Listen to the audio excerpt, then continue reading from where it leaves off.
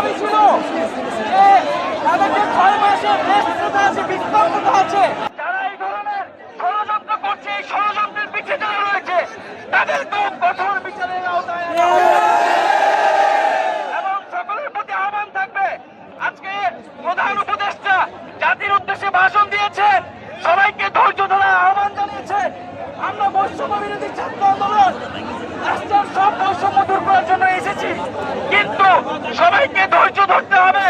অস্থিতিশীল কোনো পরিবেশ তৈরি করতে চাইলে সচিবালয় ঘেরাও করে চিহ্নি করে কোনো দাবি আদায় করা যাবে না।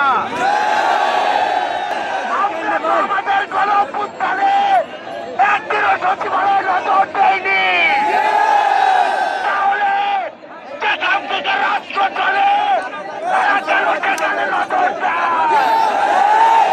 এদের বিষ দাঁত আমরা উপড়ে ফেলবো।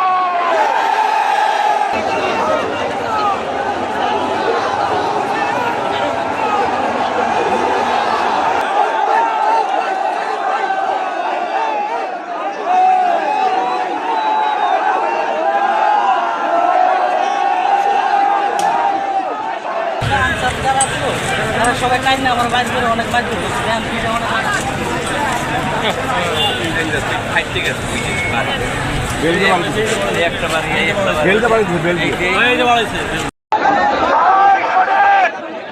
আপনাদেরকে একটু শান্ত হইতে হবে, কারণ এই রাজপথ ছেড়ে দেওয়ার জন্য আমরা এখানে আসি নাই।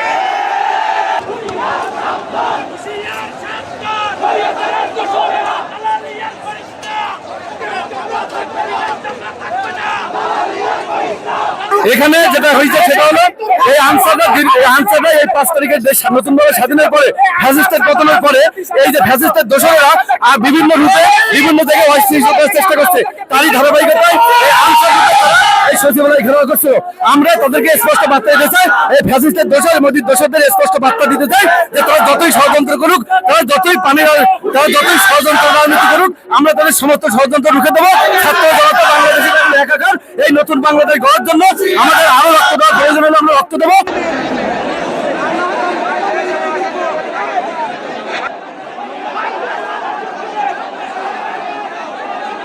এই ক্লান্তির সময়, এই দুর্যোগের সময় আনসারের পাশে থেকে সহযোগিতা করবে, তা না করে ওরা আপনাদের ডিজিটি পদত্যাগ চাই এই মুহূর্তে আমরা।